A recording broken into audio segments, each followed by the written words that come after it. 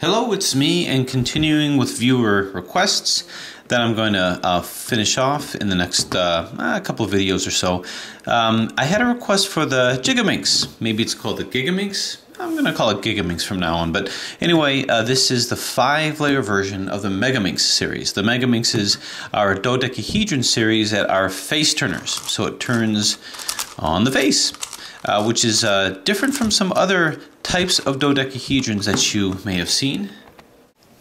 So the other versions that I'm talking about, of course, are other types of dodecahedrons. The most obvious similar type would be this guy. This is a, well, it's a modification. This is actually, it's also a 5-layer puzzle.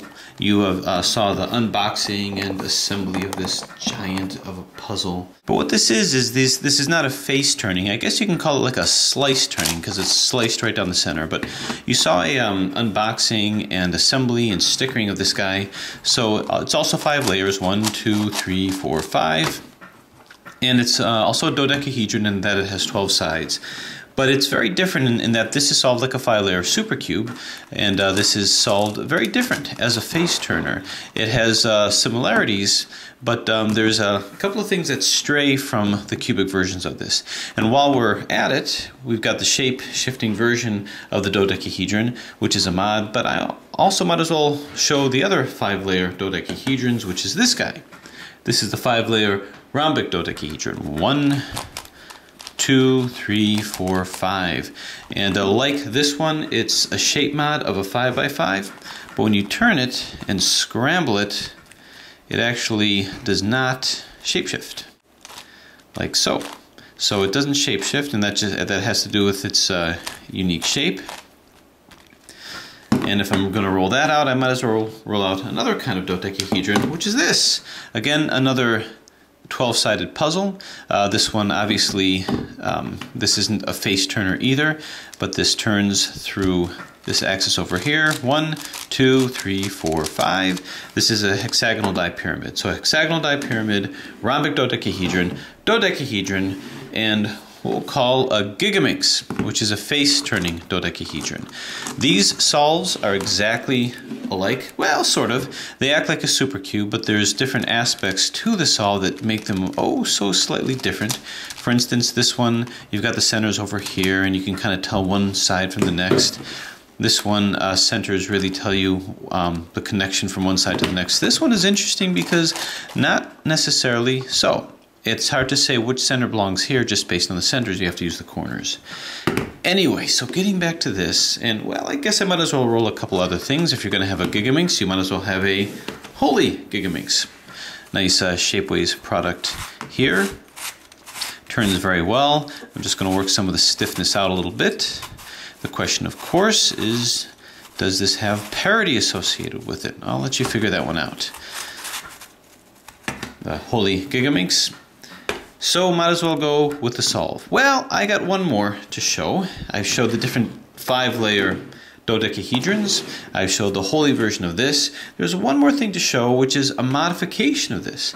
The cubic version of a Gigaminx. Now you've seen the cubic version of a Megaminx, which of course is the Hexaminx, brilliantly made by various brilliant designers. Well, there's actually a cubic version of this. Not the Hexaminx, but the Gigahexaminx. This is a fascinating one because this is this, but shape modded to be a cube. But it turns and it moves much the same way that this is. It's really the same as this. This is a Shapeways product as well.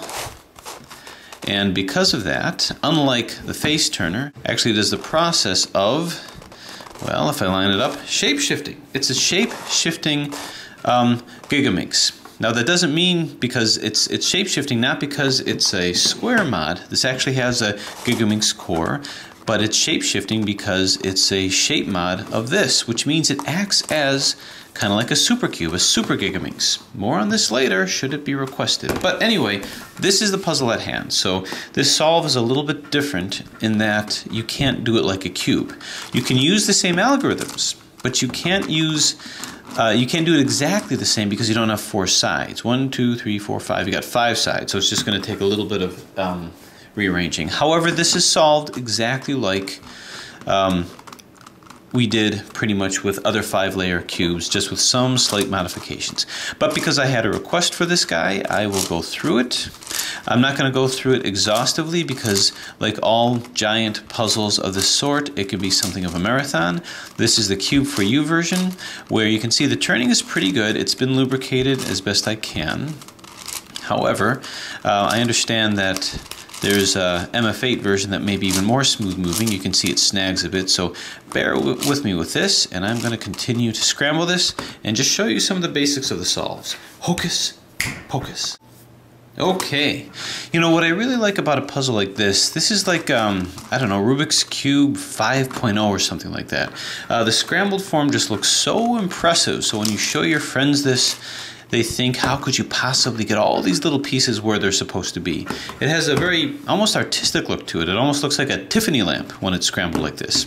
So when solving this, because my contention is that I do it pretty much like any other 5-layer puzzle, like a 5x5, I'm going to correlate that with the cube over here. This is the Rubik's Professor. I've got a particular affinity for Rubik's brand puzzles. I know that they're not the fastest. I know that they're kind of clunky compared to others that are out there, but it's still my brand of choice just because, well, it harkens back to when I played with him when I was a kid.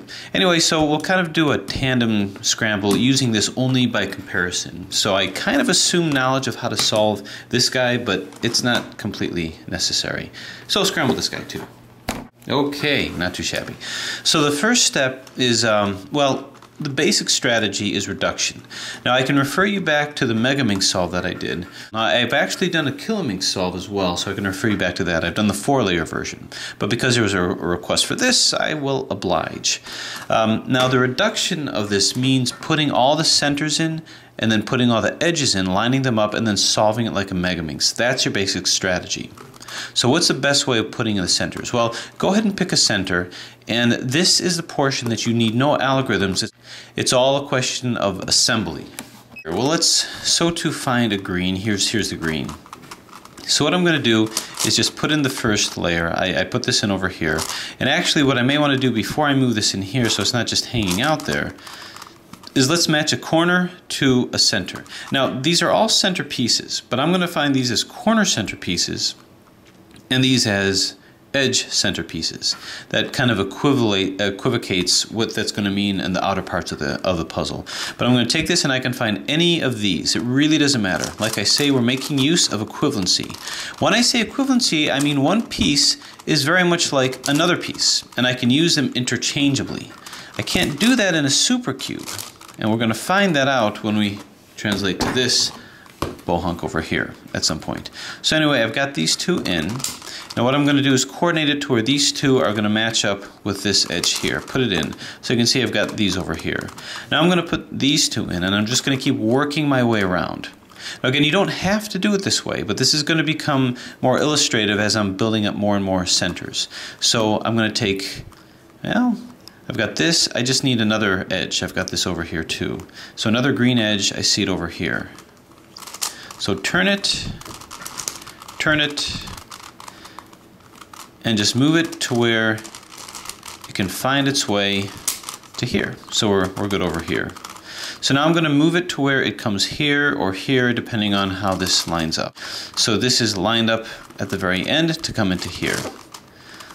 All right, so you can see we've got this slice over here. Now we're going to keep doing 2 by 2. You could do 3 by 3, but it's going to be a little more cumbersome later on, which you shall see. Okay, I got this corner center piece over here. Actually, these two are already lined up. So I'm going to move this into here. Move this up here to the top to bring in over here. So now you can see, now that I've done this, I've got all of these that are ready to go. So I just did 2 by 2 until this is all ready to go. So all I have to do is do a 1 by 3 bar and move it into here. Anyway, hopefully you get the picture. This is good over here. Match it up with this. The first side always just kind of whets your appetite because it's pretty easy to put in. You're not messing anything else up. You've got various layers that you can choose from. Find the other green, which is here. and move it in here, and just match it up to here and move it in. Okay, so that's the pattern that I'm going to do. I'm just going to keep matching up 2 by 2 by 2. Now the next center that we're going to do, we're going to pattern it the same way. Now what I like to do is I like to do all these centers here so I can kind of keep track of that. So for red, it's going to be the same thing. I'm just going to match 1 by 2 bars and sort of fill it around until the last one that I do is a 1 by 3 bar. Well, this is already in. Now this is in, but it's not really coordinated well with this. So why don't I just move this out? And now I'm going to position it. Notice I have a choice of 2 of them here to where it's up. And I'm just going to move it into here. So that's over there. Let's do another corner edge centerpiece. Here's a edge centerpiece. Put a corner centerpiece to line up with it. We've already got 2 over here, as you can see. So what I'm going to do is move it to where it's on the top side facing up on this face and move it into here. But I'm going to coordinate it to where it can join this. So basically what I'm taking is this corner, which is already paired with this edge, and move it all the way to here so this corner now pairs with this. So you're pairing 2 corners with 2 edges. So we follow suit. Here's a nice edge piece. I can pair this one with it and put it in the proper place, or the place that I want it. So I'm just going to move this down here. So these 2 are paired. Move it to the top, and then move it in so that this corner is sharing this edge with another edge, in this case this one. I do it this way for ease of demonstration because now I have a 1 by 3 bar. The last 1 by 3 bar, just pair your edge with 2 corners. So here's a corner, here's a corner. We just have to find our edge, which is right here.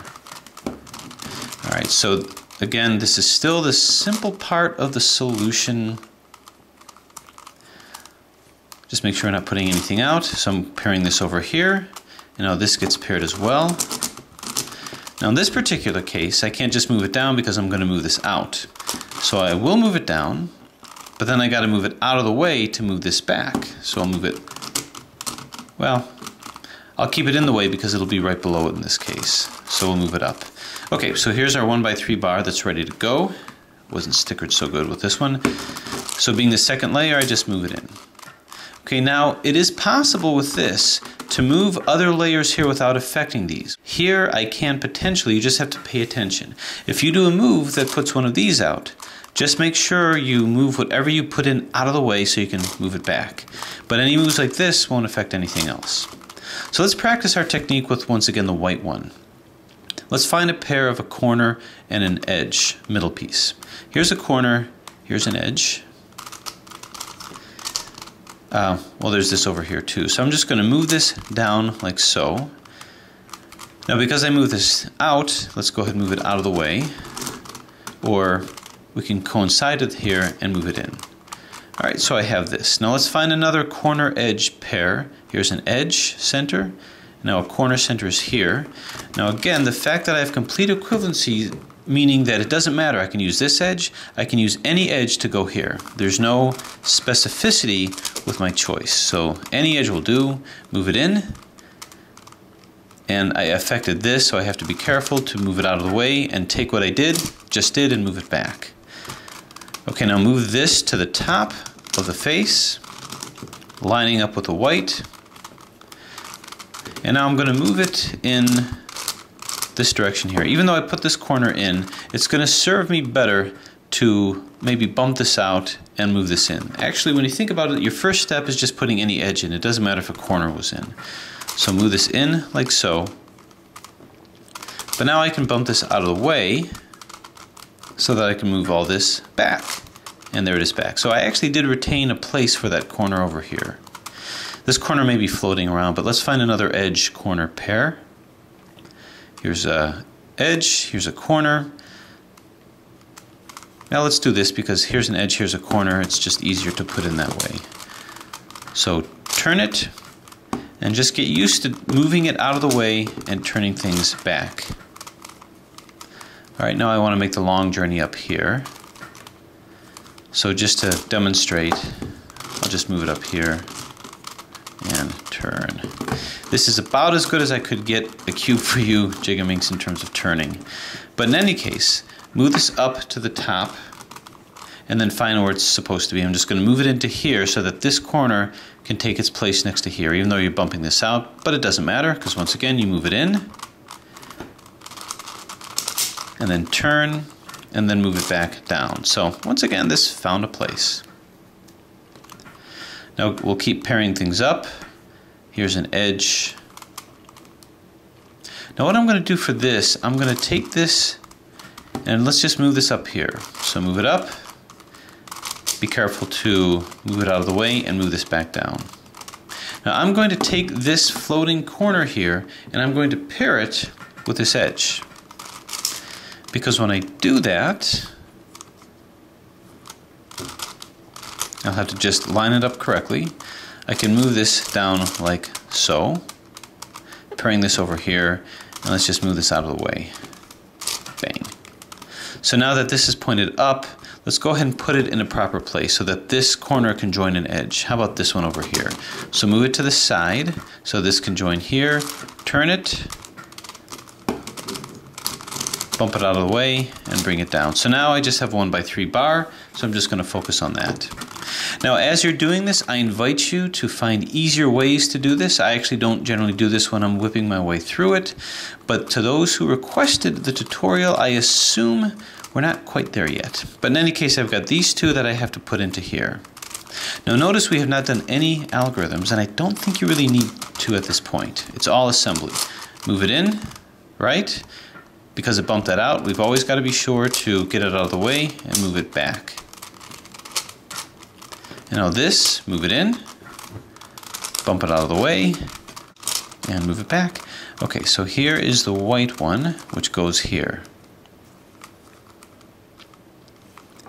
And just to demonstrate, I will move this here,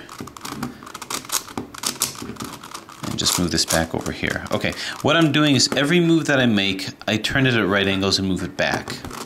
So this has to come into here. And what you can do is throw this out, which will move this down here, right? And then turn this so that it occupies this slot. 1, 2, and now move it in. So I hope this is making sense. So now you have this. We're going to continue to do this all around. I'm going to go ahead and do one more. Let's go ahead and do the blue because it's easy to see.